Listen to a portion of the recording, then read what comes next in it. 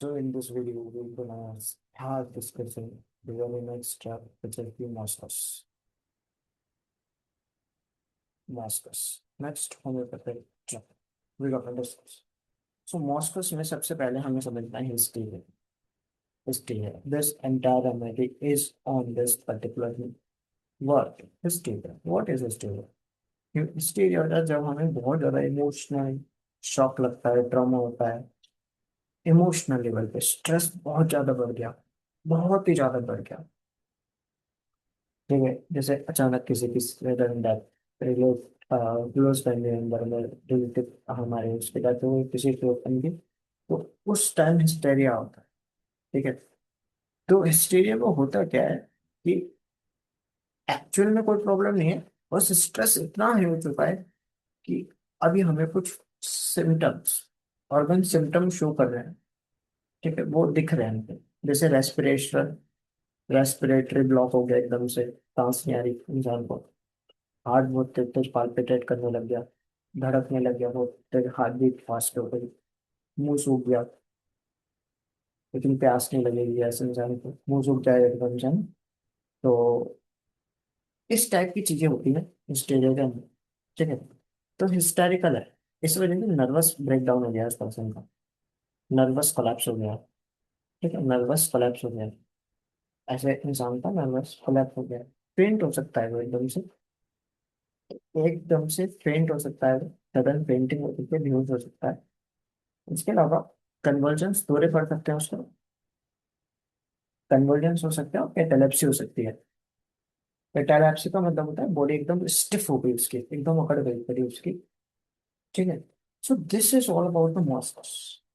A remedy for hysteria, nervous paroxysm, fainting fits and convulsions, catalepsy, etc.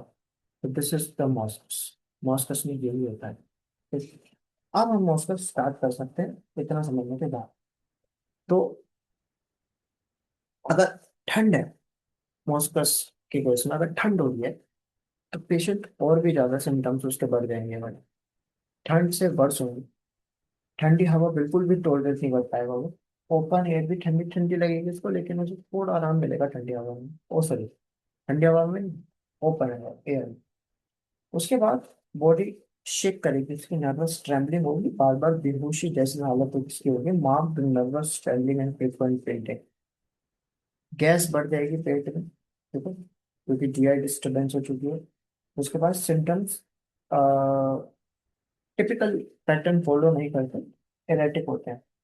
ठीक है. Mind uncontrollable laughter हो सकता है. ठीक है.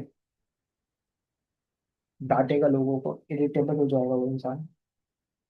एंजाइटी, और हार्ट एकदम पल्पिटेट करेगा, धड़केगा बहुत तेज.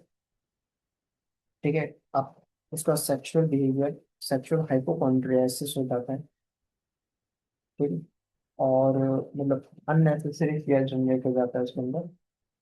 उसके बाद हेड में अगर हम देखें, तो कंप्रेसिव पेन होता है over the root of nose, जैसे कि ये नोज हो गई उसके इंसान की, और ये हेड होता है. तो वर्टेक्स ऑफ हेड पे बिल्कुल टॉप ऑफ हेड पे, और वर्टेक्स ऑफ नोज पे, यहाँ इन दो जगह पे इसको क्या होगा, हैवीनेस होगी, हैवीनेस फील होगी, pressure on the top of head fever. ठीक है. वर्टेक्स, रूट ऑफ नोज पे हेडेक फील होगा, जहाँ ग्लोबुला वाला एरिया होता है वो यहाँ पे, और वर्टेक्स पे हैवीनेस सा लगेगा इसको, बिल्कुल है ना. थोड़े से मूवमेंट से चक्कर आते हैं इसको. ठीक है. ऐसा लगता है कि मैं काफी हाइट से गिर रहा हूँ नीचे. स्कैल्प टच से सेंसिटिव है. कान में ऐसे साउंड आ रही है जैसे एक्सप्लोजन हो रहे हैं.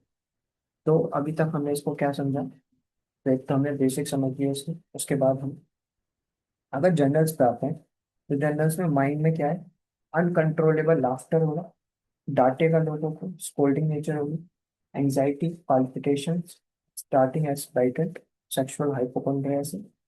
एंड हेड की बात करें तो कंप्रेसिव पेन होगा the root of nose, and vertex pain, heaviness feel होगी, प्रेशर फील होगा, हल्के से मोशन से वर्टाइगो होगा, sensation falling from there height, scalp sensitive touch हो, कानों में ऐसी आवाज आएगी जैसे एक्सप्लोजन हो रहा है, स्टमक तो डाइजेस्टिव सिस्टम गड़बड़ा गया है, कॉफी की क्रेविंग्स होती है, डिजायर होता है, ठीक है, फूड से अवर्जन है इसको, और ठीक है, टेस्ट डल हो चुका है इसका बिल्कुल, खाने का बिल्कुल मन नहीं करेगा,